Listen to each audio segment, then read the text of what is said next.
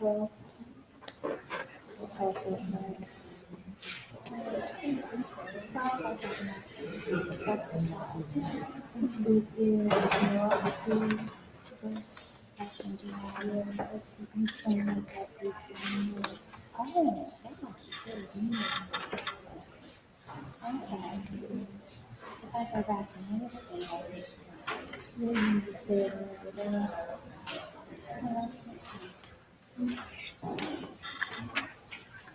And that's Thursday. I get that this email Wednesday. It should have gone so she's gone this week. I think this is keynote week. So she probably have the keynote Wednesday. That's the close. So she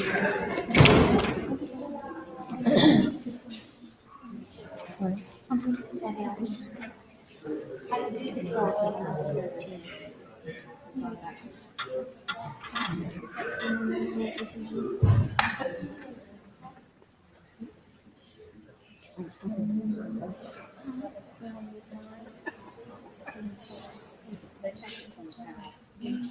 No.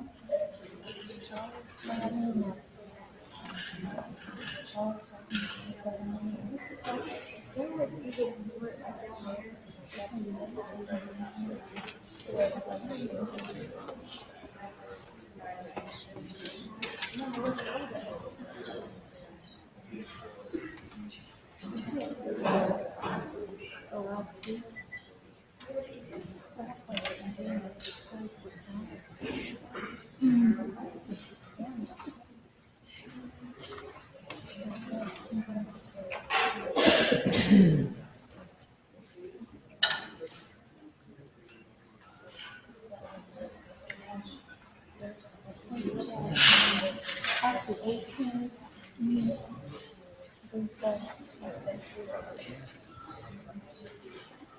So he's jazz too. He's jazz too. Jazz one and two.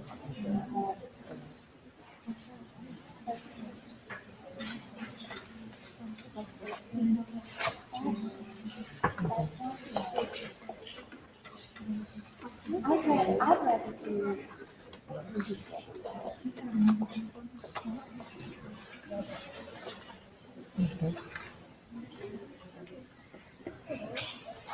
jazz combos.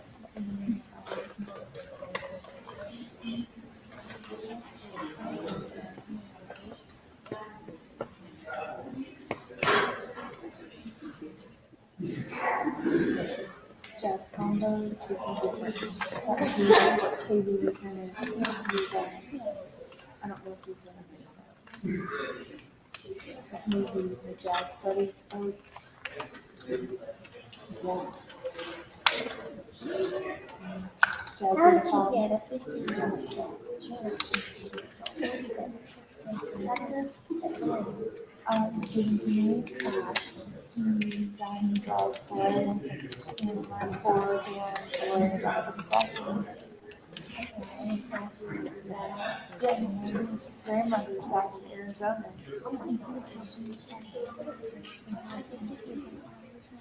He's talking about plants. I gave him some lilies and a palm tree which he overwatered and killed. So I'll try to give him one that they starts with the green and white ones. The black one.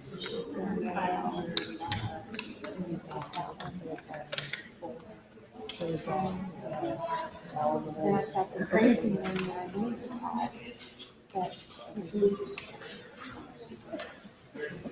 It's a beautiful one. Not something.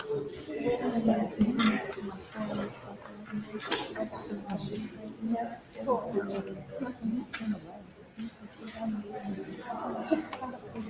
I moved it to catch me. These are to actually grow. It's a strip one. And everybody joins constant yes.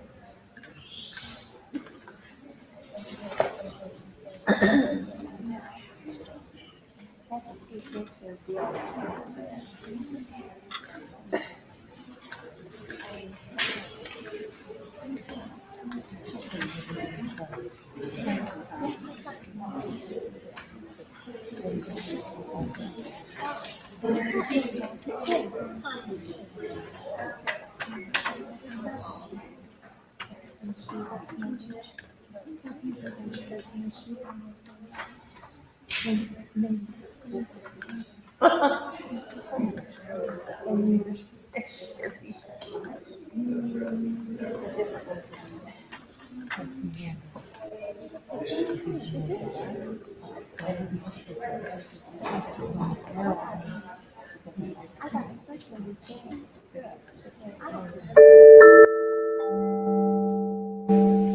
Ladies and gentlemen, Morehead State University and the Department of Music, Theater, and Dance welcomes you to Duncan Recital Hall.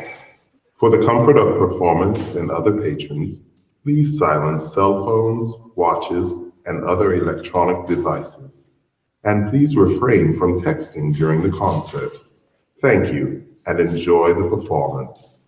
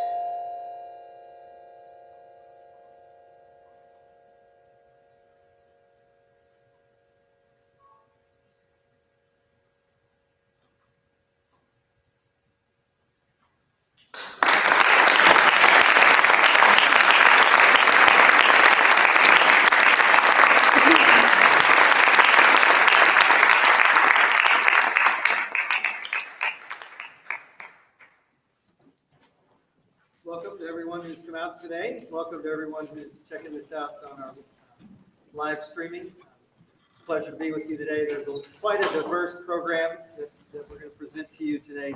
And I'll walk you through a little bit of that as we go piece to piece. The first piece that we played by Blake Tyson, he's written a lot of solo literature and several ensemble pieces. He teaches in Arkansas, University of Central Arkansas, and really nice guy and writes tremendous work. So we're really pleased to play that. The next piece is all non-tonal percussion, really cool piece by a New York Phil percussionist. This guy, Joseph Tompkins, he's written 2 books that's probably had the greatest impact in percussion in the past 7 or 8 years. As far as percussion, snare drumming, and things like that. It's called French American Rudimental Solos. And he wrote this great piece a few years ago, and we're really excited to play it for you. So this next work, Blue Burn by Joseph Tompkins.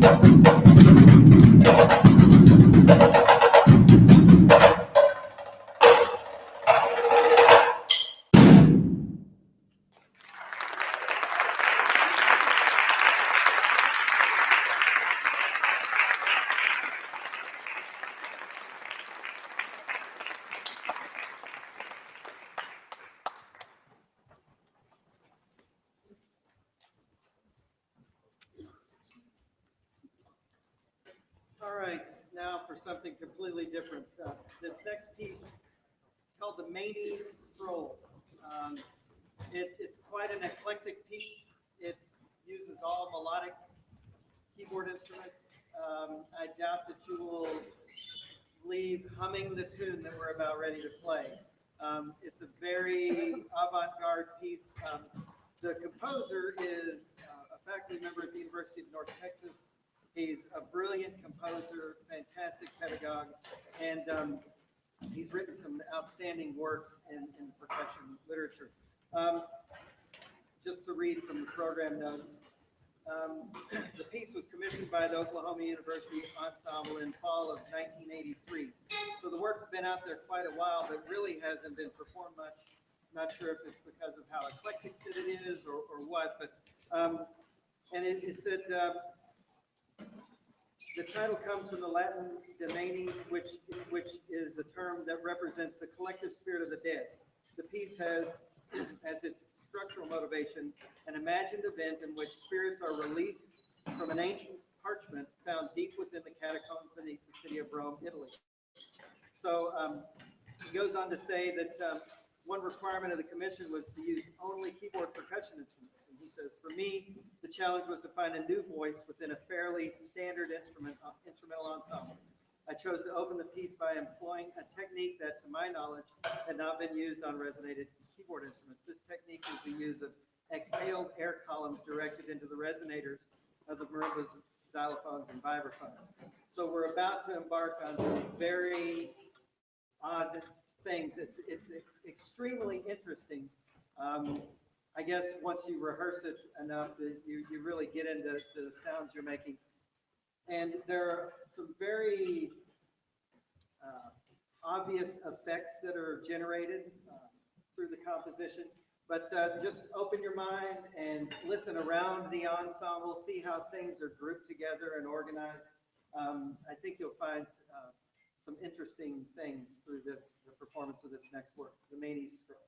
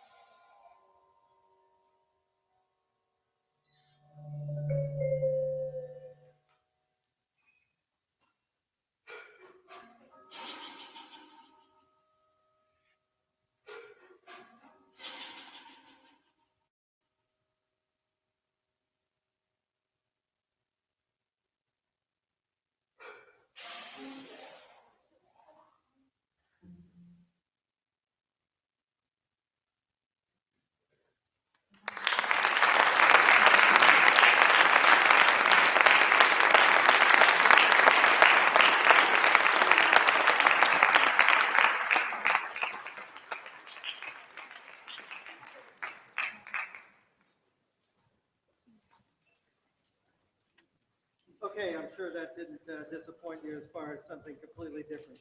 It was interesting when we started rehearsing it. I mean, aside from the music ed majors who've been working in either class brass or class woodwinds, they've never dealt with breathing and blowing into resonators and things like that. We actually got a lot of dust in our face the first couple repetitions through things. So it was really an interesting process for us, but an excellent musical opportunity for them to explore and kind of get outside of the norms a bit. So the next portion of the program is where we kind of reach back into the annals of the history of our percussion literature.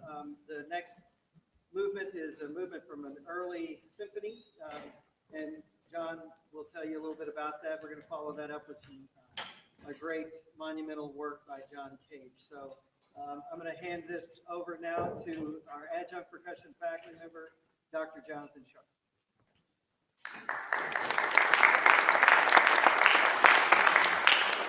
It's not very often that we get to play percussion solo or ensemble music from a composer who was living in the 1800s. So this is kind of unique in that way.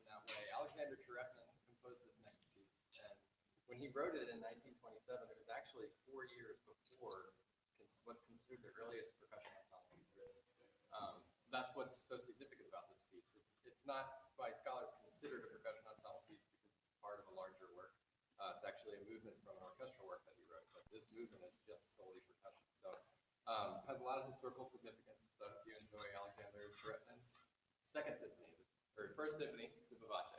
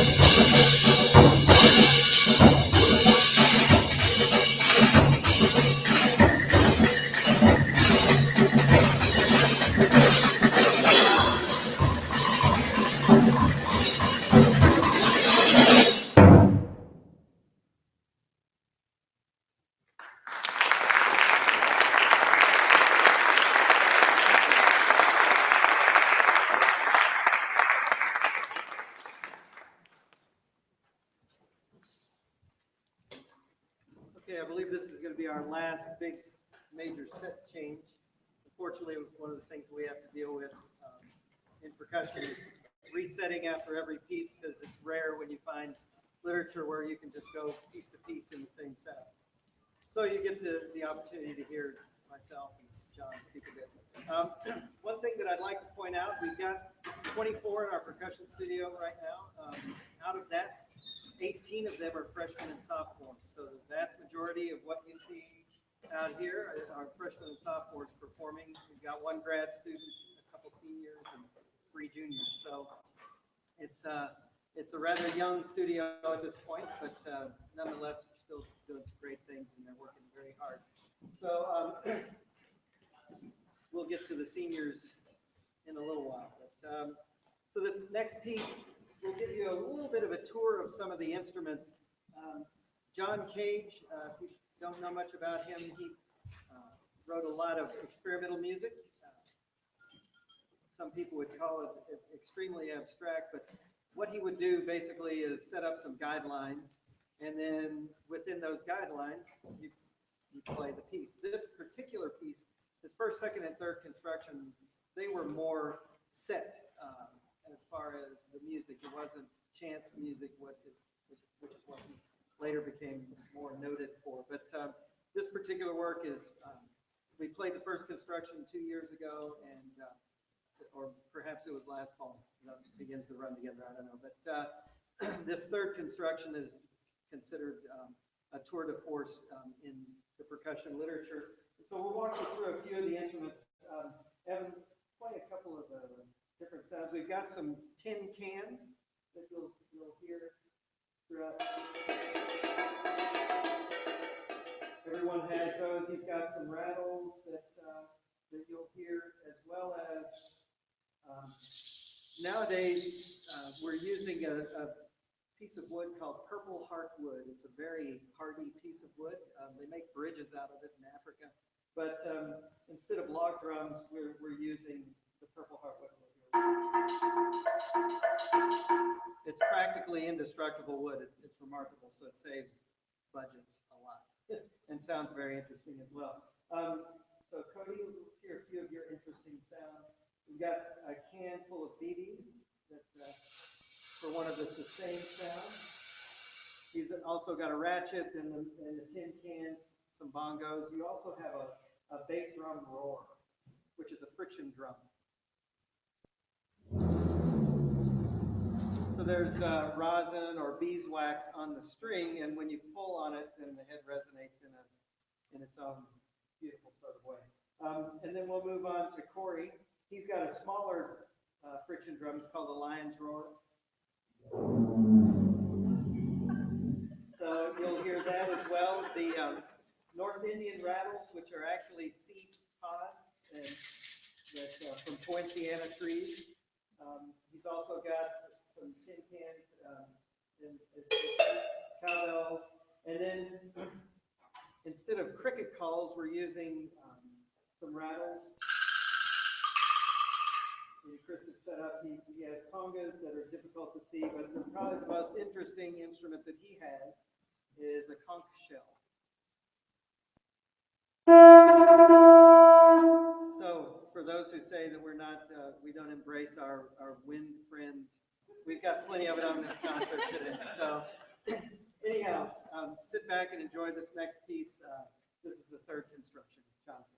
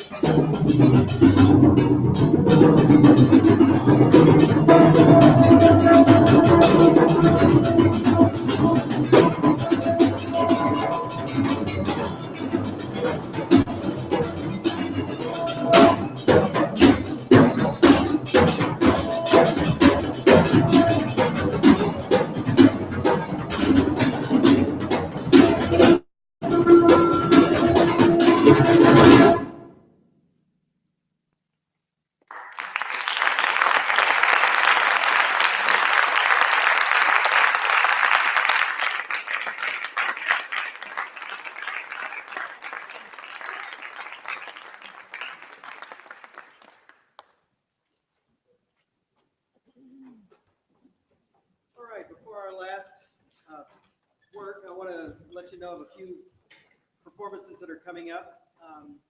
On the 12th, which is a Wednesday evening, just under 2 weeks from now, we'll have the Maraca 2 percussion duo on campus for a few days, and they're going to be working with our students, and we'll have a concert with them on that Wednesday night at 7:30. That's free and open to the public. You're not going to want to miss these guys. They're from England. They came onto the scene about 8 or 9 years ago with a storm, and they've performed at the Percussive Arts Society International Convention twice in feature concerts, and it's really a treat to be able to have them on our campus. We've gotten some help from a lot of different departments and offices, and with grant money and funding to bring them in. So it's really fantastic to have that. And at the end of February next semester, which I believe is the 26th, it's a Thursday night, we'll have our chamber percussion ensemble concert. So more of the pieces that you've seen where it's just 4, 3, 5 small groups with no conductor. That's what that concert's all about. We'll also have our spring percussion ensemble concert. It's a little earlier this year. It's March 29th. It's the last Sunday in March. We're also going to be playing on the President's Lawn Concert in April, which we'll have the steel band out for that, as well as some selections that you've heard today and things that you'll hear from the other concerts this year. And following that, the next day, we'll take our show on the road to Lassiter High School. We've been invited to be the feature ensemble at the Lassiter High School Percussion Ensemble Symposium. And so percussion ensembles from all over Georgia and Florida will be at this event. They've got some of the top performers in the world, Shi Wu, Casey Cangelosi, John Parks. They'll be some of the evaluators at this event, and they'll be performing with our ensemble. So we've got a really busy year up for the rest of the year, and so I suppose without further ado, we'll play this last piece that I wrote back in 2000, 2001, something like that. Wrote it when I was teaching at the Phantom Regiment, and we performed it at the individual and ensemble competition. We were fortunate enough to win that year. It's become very popular. It's been performed on several different continents. Actually, we're familiar with America's Got Talent. Australia's Got Talent has a group that actually performed part of this work as in their act at one point. But this last piece, Rochambeau, I think you'll really enjoy it. It's groovy in its own way, and I'd like to point out a couple seniors that we have. We have Cody Good.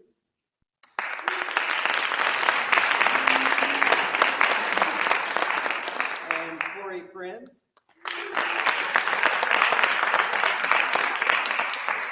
Usually I say that this will be their last performance with us, but with the concerts that we've got next semester and getting down to Lassiter, we'll be able to enjoy having them play with the ensemble again. So this won't quite be the last we see of them, but it's been a pleasure having them here, and we're sad to see them go, but glad to see them. So that's part of the process, right? So without further ado, Rochambeau.